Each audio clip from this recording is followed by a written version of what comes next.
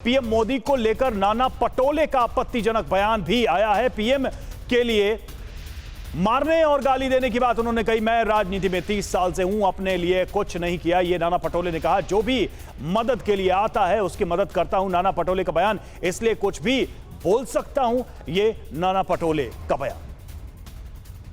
सांगतो मी का भांडतो, मी आता गेल्या 30 वर्षात राजकारणात लोक 5 वर्षामध्ये आपल्या एका पिढीचा उद्धार करून टाकते हे नेते लोक। या एवढ्या साऱ्या शाळा कॉलेज हे करून आपल्या एका 2 पिढीचा उद्धार करून टाकते। मी एवढ्या वर्षाच्या राजकारणात एक शाळा नाही घेतली, एक ठेकेदारी नाही केली। लोकांना वाटतं जो आला त्याला मदत करतो म्हणून मी मोदीला मारू शकतो, त्याला शिवा देऊ शकतो। मोदी म्हणून माझ्या विरोधात प्रचाराला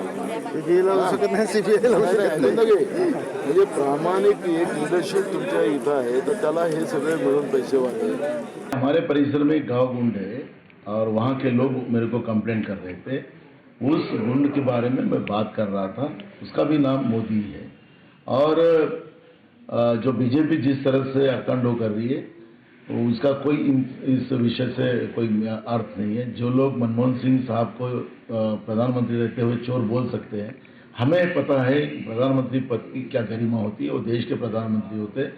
मैं नरेंद्र मोदी जी देश के प्रधानमंत्री के बारे में वो वक्तव्य नहीं किया हूँ। और गांव गुंड के बारे में मैंने किया हूँ। अगर गांव गुंड का बीजेपी समर्थन करती है तो उनका इश्यू, पुलिस को भी उस बारे में खबर करेंगे और वो बिल्कुल उसके ऊपर कार्रवाई करेंगे। सुना आपने नाना पटोले का बयान। पहले उन्होंने बयान दिया और अब उस पर सफाई भी देते नजर आए। संजीव सिंह जी, ऐसा क्यों होता है कि कांग्रेस जब चुनाव में जाने वाली होती है तभी एक कांग्रेस के किसी बड़े नेता की तरफ से अजीब सा बयान आता है? कभी कोई मौत का सौदागर बोल देता है मोदी को, कभी कोई चाय वाला बोल देता है। अभी देख लिए नाना पटोले क्या बोल रहे हैं। रवि भाई, आपको याद होगा कि नाना पटोले जी भारतीय जनता पार्टी के सांसद थे और वो कब निकले थे, जब सांसद होते हुए प्रधानमंत्री की मीटिंग चल रही थी, किसानों के मुद्दे के लेकर के उठाया था तो इनको बोलने से मना कर दिया गया था। इन्होंने कहा कि मैं उन्हीं किसानों के बल पे वोट लेकर के आया हूं, प्रधानमंत्री जी मुझे बोलने दीजिए, और नहीं बोलने दिया गया तो नाना पटोले ने भाजपा छोड़ दी। वही प्रधानमंत्री जी सतपाल मलिक गए थे कि साहब उनकी, अरे लेकिन अभी तो क्या कहा, जिस हैसियत से वो बयान दे रहे हैं मैं उसकी बात कर रहा हूं। थोड़ा सा सुनने का साहस रखिए ना। प्रधानमंत्री नहीं, समय की कमी है, आप प्रश्न का सीधे उत्तर देंगे तो दूसरों से भी राय ले पाएंगे।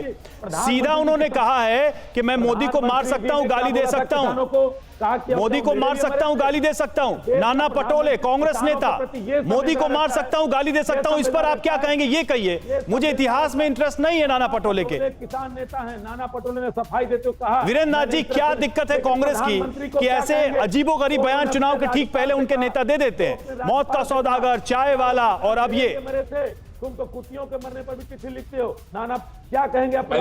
जब आपके पास विचार समाप्त हो जाते हैं तब आपके पास केवल अभद्र भाषा के अलावा और कोई विकल्प बचता नहीं है। यही इतिहास कांग्रेस का है और यही काम क्षेत्रीय पार्टियां भी करती हैं।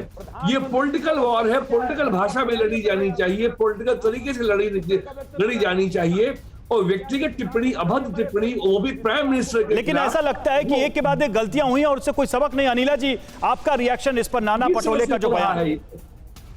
देखिए, हमने 2 बार देखा। पंजाब में देखा कि जब प्रधानमंत्री जी की सुरक्षा में जानबूझकर चूक की गई और उनका पूरा एक तरीके से षड्यंत्र रचा गया उनके खिलाफ, तो इतनी हिम्मत नहीं थी कि चन्नी को सामने आकर बोले कि हाँ मैंने षड्यंत्र करवाया।